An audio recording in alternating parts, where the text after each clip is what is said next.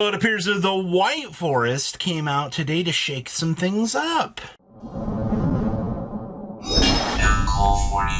Welcome back to another week of Next Play. Make sure you guys smash the living crap out of that subscribe button so you guys don't miss out on more. For those of you that do keep track, Next Play is a localized event in Japan, usually on Tuesday nights into Wednesday mornings. Well, it's for us, but it's Wednesday nights in Japan. Thank you, 12-hour time difference for that. So we actually kind of get the chance to see, how does their meta flip around, what are some of the cool little interesting things we get. So today, Yummy was one of the more represented decks. Actually, Yummy was the most represented deck. Actually, coming off of last week, I think it was Radiant Typhoon that ended up being the bully for the event, which I think a few people are still necessarily shocked at, how much Radiant Typhoon has been kind of rotating through the meta. It's been kind of interesting.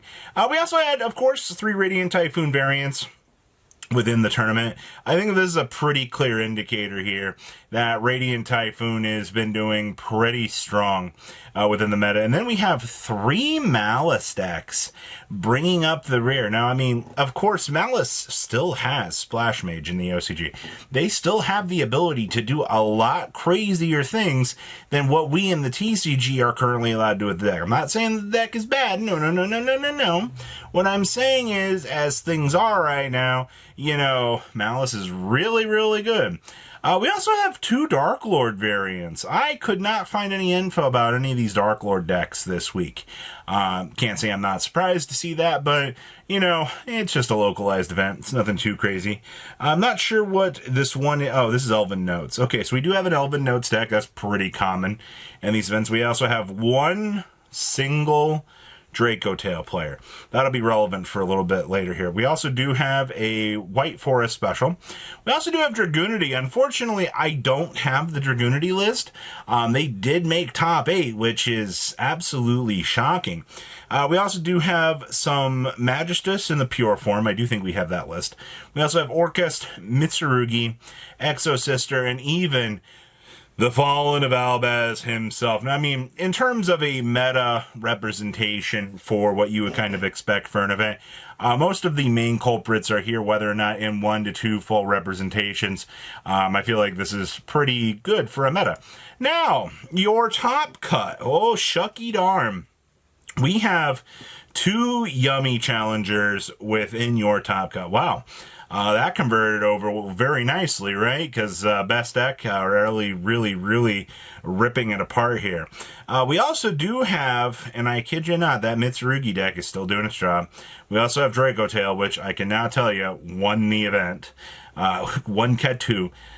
We also have this Dark Lord deck down here. Now, once again, like I said, I don't have this week's Dark Lord deck. I really wish I could see, the different levels of innovation that these players are throwing together to make these Dark Lord decks work. But unfortunately, we can't dig up too much information. We do have our Magistus deck, which I do have that. It does actually pay to see what's going on with that. Our White Forest deck actually, I think, ended up in 3rd place for this week, which is absolutely wonderful. And we do have Dragoonity also making top 8 here. Dragoonity did not make top 4, which is kind of a shame because that deck has really been gaining a little bit of traction. If it goes first and it's able to do like all of its big key plays, the deck typically is pretty gosh darn strong. Like, there's not really much you're going to get out of it. So I do find that to be a very interesting takeaway from this top cut. But this is interesting. Let's pass on over to deck list. So to nobody's surprise, Draco Tail ended up winning the event, but this isn't your standard Draco Tail list. No. We have the branded package built into the deck because triple Fallen of White is absolutely wonderful. And you're also noticing that we're not actually playing the OG Albaz in this deck, which I find that a little bit interesting. I figured that would have been something that, they might have wanted for the beam out during the opponent's turn. We're also main decking the Sting and the Spell Negate. We're actually side decking the Horn now. How times have changed, quite honestly, with that. also see we have Albion down here in the side deck. So if we do need to bring in Albion as kind of like a little cleanup tool or something, or we need to, you know, start setting up some other pieces onto other fields, we actually can use that. But once again, remember, Ketu Dracotail is limited to 1 in the OCG, so they have to make some concessions, basically, for how they want their particular builds structured up. But I mean, deck's not dead, right? Right? Yeah. Can't wait for it to go to 1 on the TCG. Next up here. Oh, no, this got second place. Oh, this is even better. White Forest actually got second place this weekend. Congratulations to actually having this deck trouncing some of the meta, because, God, man, we deserve to see this deck doing well. Now, obviously, the OCG variant has Baron to Floor. You know, they have a little bit stronger of a backing to keep them on the ground, which is kind of good. I do see we are side decking the 1 Dragon's Mind in here, but in terms of the monster output, the only thing that this deck really is fearful of is like Droll and Lockbird, but the OCG has double Called by the Grave to try to subdue that.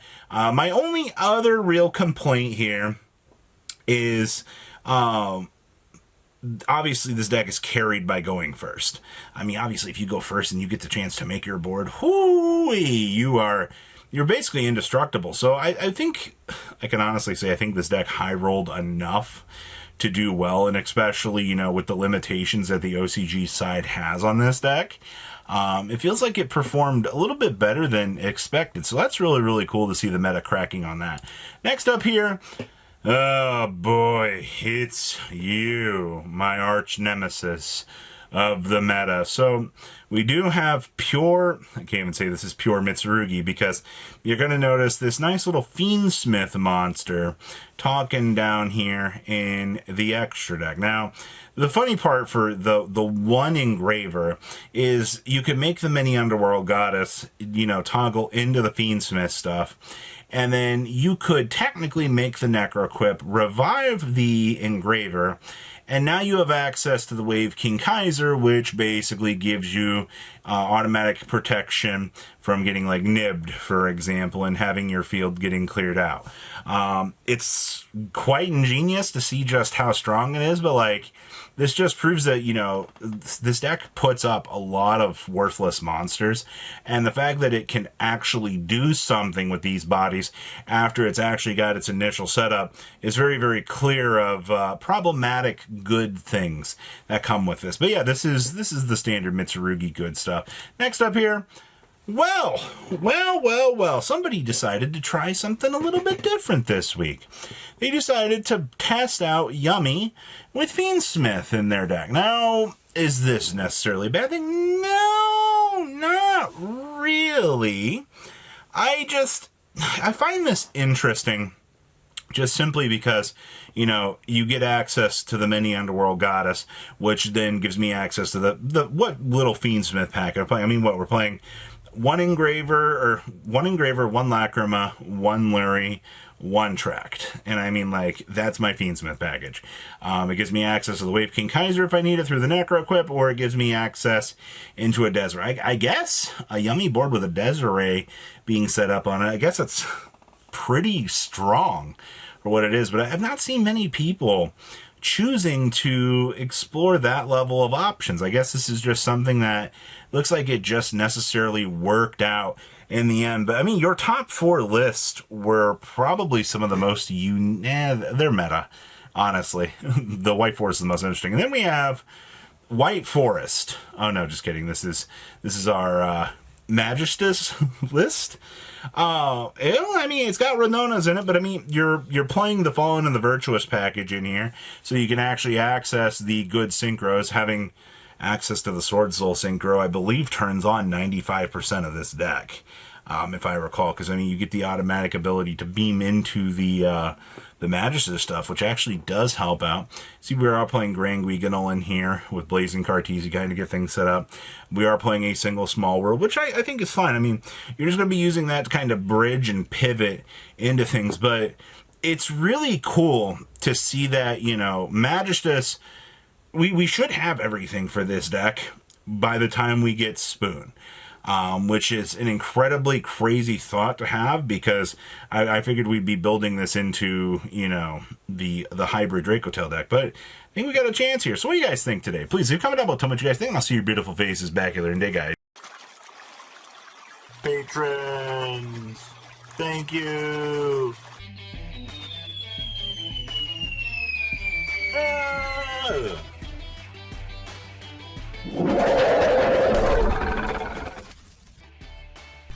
Thank you so much for watching. Check out these other videos.